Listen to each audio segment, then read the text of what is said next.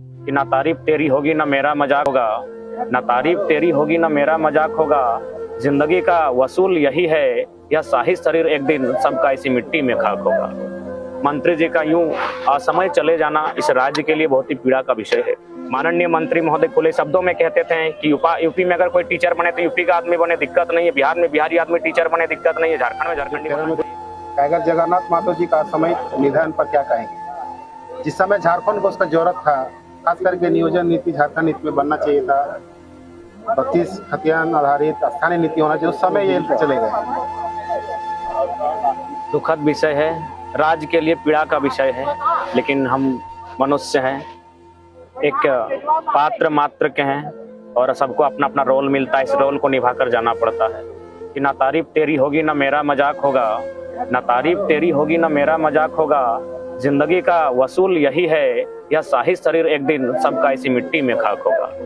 ये दुनिया का सत्य है, अंतिम सत्य है। जो लोग इस संसार में आए हैं उन्हें संसार से एक दिन अलविदा कहना पड़ता है।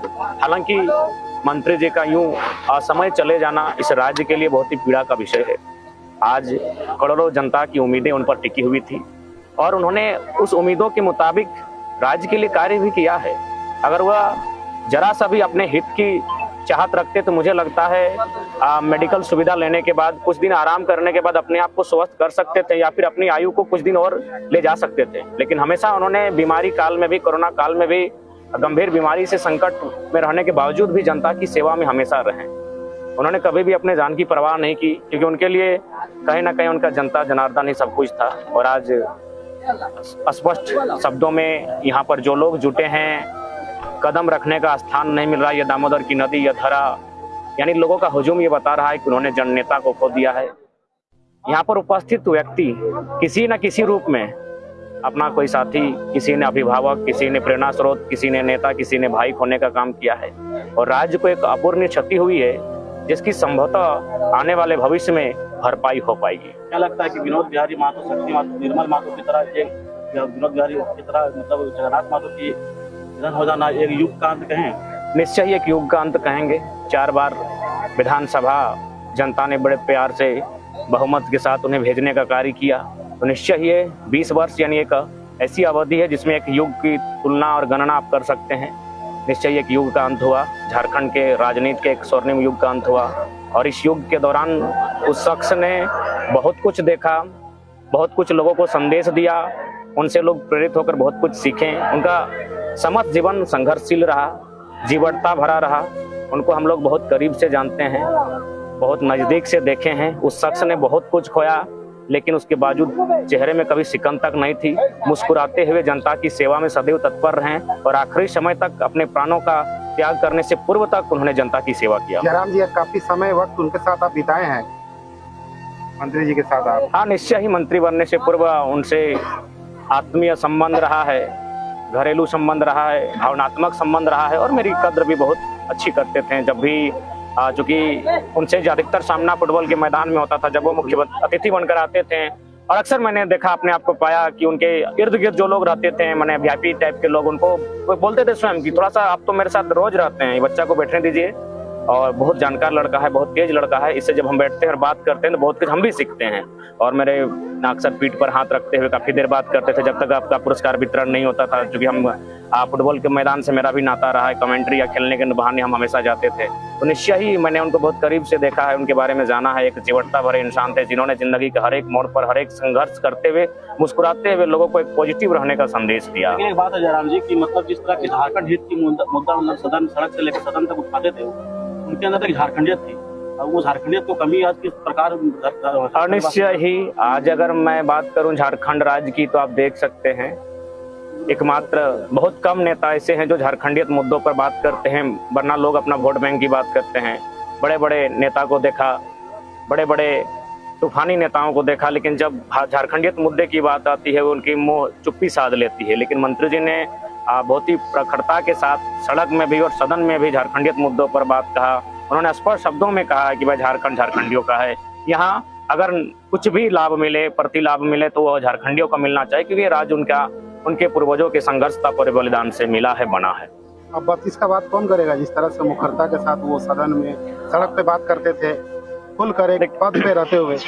हाँ, निश्चय ही सड़क पर बात करने के लिए तो हम लोग हैं, नौजवान जो छात्र संघर्ष कर रहे हैं, आंदोलन कर रहे हैं, वे लोग सड़क पे तो बात करेंगे 1932 की नियोजन नीति, 60-40 की, तमाम झारखंड के मुद्दों की। लेकिन सदन के भीतर बात करने वालों की थोड़ा सा कमी आई है। लेकिन उम्मीदें हैं, कुछ नेता हैं उनके जाने के बाद जो संभवतः उनकी सदन के भीतर भी झारखंडी मुद्दों की बात को रखें। हालांकि जगन्नाथ महतो जैसा संभवतः कोई अंदर बैठा होगा और ऐसे ही इन्हें टाइगर नहीं कहा गया था। निश्चय ही बेबाक अंदाज में, निडरता के साथ और बिल्कुल ऐसी सहजता के साथ बातों को रखते थे। हाँ, एक दिन देख ही रहे थे, जब अमर बावरी मंत्री थे तो बड़ी सहजता के साथ इन्होंने कहा कि हम दोनों में कार्य को लेकर डिबेट हो जाए, अगर तुम्हें जीत देवी तो हमें तरपटिया ज्वाइन कर लो, और हमें जीतबो तो मंत्री जी तोरा अमरपटिया ज्वाइन करे। तो बहुत ही बेबाक अंदाज था, किसी को नहीं बख्शते थे, बिल्कुल ठेठ भाषा में और झारखंडी भाषा में बात करते थे। बहुत ही एक ऐसे नायाब हीरा को आज राज्य ने खोया है जिसकी शायद ही संभवतः भविष्य में कोई भरपाई हो पाई। एक छोटे से गांव से निकलकर 4 बार विधायक और यहाँ के झारखंड के शिक्षा मंत्री के पद पर भी रहे, इस तरह के झारखंड वासियों को संदेश देना चाहते हैं? देखिए, झारखंड की माटी में केवल खनिज ही नहीं, इस माटी में मानव रूपी रत्न भी बहुत सारे हैं। जब भारत वर्ष में अंग्रेजों का शासन था तब इसी माटी में चुहाड़ विद्रोह के महानायक रघुनाथ महतो के नेतृत्व में एक बहुत बड़ा लंबा आंदोलन लड़ा गया। फिर सिद्धू कान्हू बिरसा मुंडा के नेतृत्व में तो कई ऐसे आंदोलन इस माटी में हुए हैं। तब कह सकते हैं झारखंड की माटी केवल यहाँ खनिज संपदा नहीं है, इस माटी में बिरले रत्न भी हैं और मानव रूपी रत्न भी हैं, जो अपने राज्य को एक साधारण घर से, परिवार से निकलकर आगे जाकर राज्य के हितार्थ के लिए कार्य करते हैं। उन्हीं में से माननीय शिक्षा मंत्री थे। एक साधारण परिवार, साधारण घर, साधारण गांव से, साधारण क्षेत्र से और अति पिछड़े क्षेत्र से आगे निकलकर राज्य में अपना एक सिक्का जमाया, पूरे राज्यवासियों के लिए एक प्रेरणा के स्रोत, आदर्श बने। तो कहीं ना कहीं इसके पीछे उनकी जीवटता, उनकी कर्मठता और जुझारूपन शामिल था। जयराम जी, खतियान आधारित स्थानीय नेता और नियोजन को लेकर अब कौन बात करेगा? उनका सपना पूरा होगा? देखिए, चूंकि आज उनकी अंत्येष्टि के कार्यक्रम में माननीय मुख्यमंत्री महोदय आए थे, विधानसभा अध्यक्ष भी आए थे, बहुत सारे अन्य मंत्री विधायकगण भी आए थे। तो मैं चूंकि राज्य के मुखिया भी आए थे, हमारी दृष्टि उन पर पड़ी, तमाम पत्रकारों की दृष्टि उन पर पड़ी। तो माननीय मुखिया अगर राज्य के आए थे, निश्चय उन्हें श्रद्धांजलि देने आए थे। तो मेरा मानना है एक इस वीर पुरुष को, इस नायक को सच्ची श्रद्धांजलि तभी होगी जब उनके विचारों का और वे जैसा झारखंड चाहते थे, झारखंड के लिए जो नीतियां चाहते थे वो नीतियां परिपूर्ण हो। माननीय जगन्नाथ महतो 1932 के समर्थक थे, अतः माननीय राज्य के मुखिया को चाहिए 1932 के आधार पर जो स्थान नीति लटकी हुई है उसे मैंने उसको जल्द से जल्द लागू करे।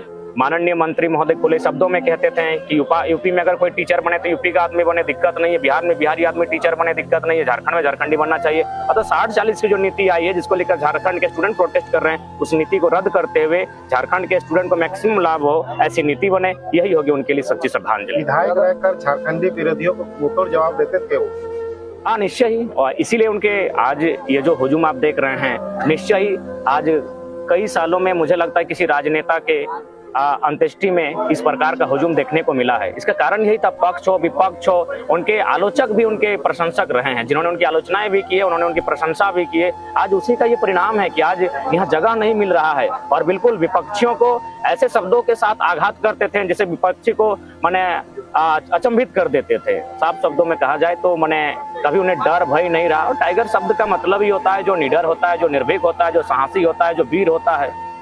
तो निश्चय ही उनमें वो झलक दिखती थी। उनका उम्मीद पूरा होगा। वायरल हो रहा है कि टाइगर अब भी पूरे झारखंड में भी अभी के वर्तमान समय में, तो क्या उनके सपनों को आप पूरा करेंगे जैसे 1932 का? देखिए, हम लोग उनके चरणों की धूल के बराबर हैं, लेकिन एक पीढ़ी होती है, ये संसार का नियम है, change the rule of universe, परिवर्तन संसार का नियम है।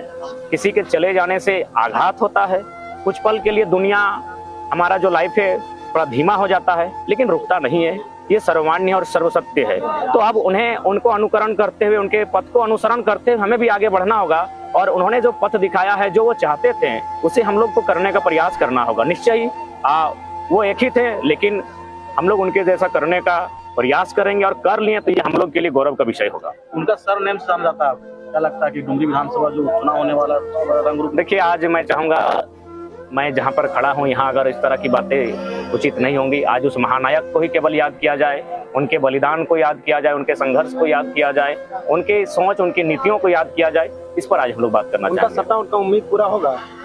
देखिए, प्रयास कर सकते हैं, राज्य की जनता प्रयास कर सकती है, राज्य के मुखिया को प्रयास करना होगा।